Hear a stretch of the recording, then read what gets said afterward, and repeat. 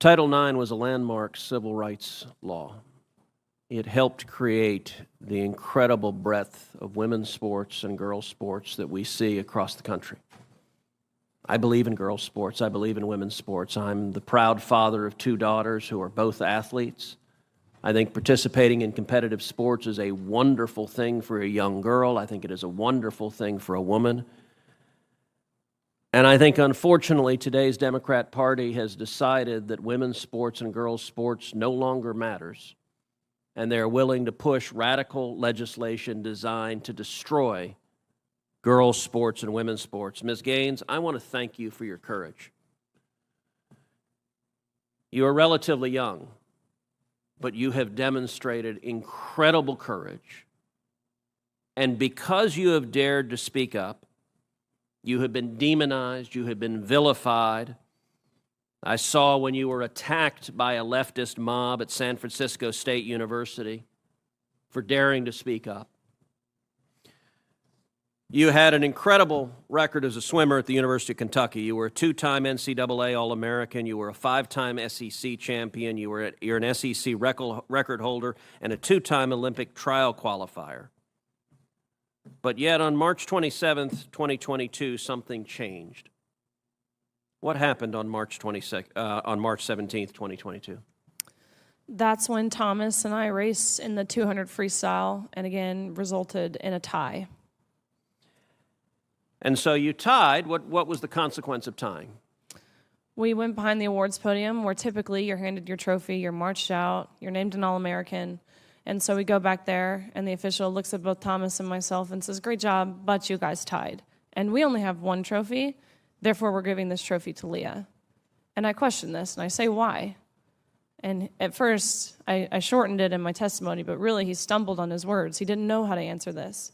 And at first he's, well, we're just doing this in chronological order. To which I further pressed, and I said, okay, well, what are you being chronological about? Because we tied. And if we're doing this off alphabetical order, G comes before T. So what are you being chronological about? To which this wasn't a script they had prepared for him.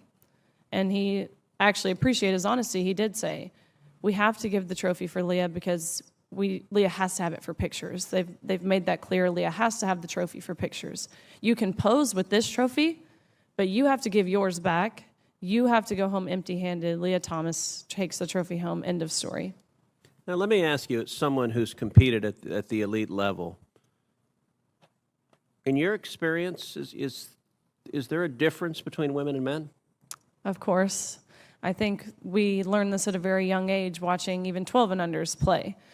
Going through puberty causes irreversible advantage, that no matter the training, no matter the diet, no matter any alterable change you can make, will overcome that male advantage.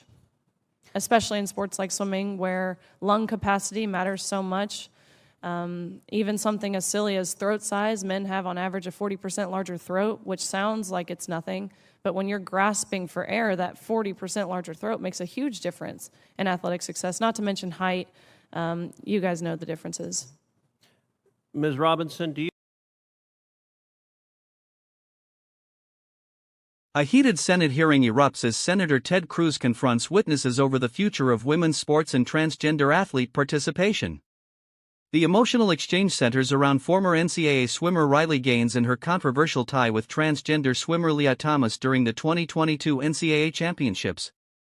As tensions rise, Cruz challenges NCAA policies, questions biological differences in athletics, and sparks a fiery debate that leaves the hearing room stunned. I'm curious if you're willing to do so. Riley Gaines recounts the moment she was into the context of the Is that a yes? conversation that we're having. I think that there are definitions related to sex. Is but that I a also yes? think So I'm that trying to when get a yes or no. I'm not trying to get a speech.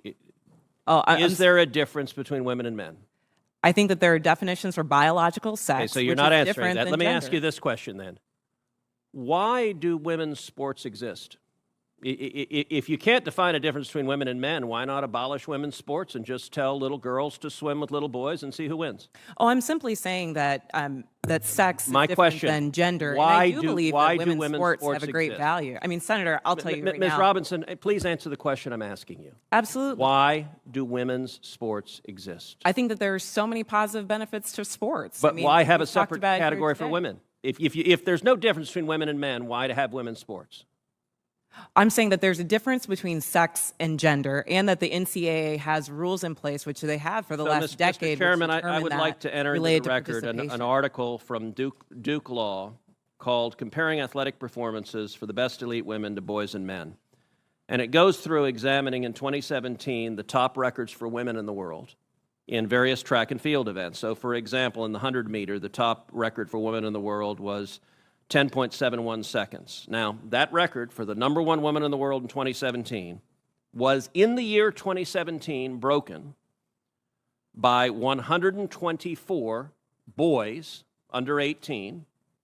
In that same year, the record for the number one competing woman in the 100-meter dash in the world was broken by a total of 2,474 men. If the radical Democrat agenda to destroy girls' sports and women's sports succeeds, little girls will not have a chance to compete. So I ask unanimous consent that this article be entered into the record. Without objection. Senator Padilla.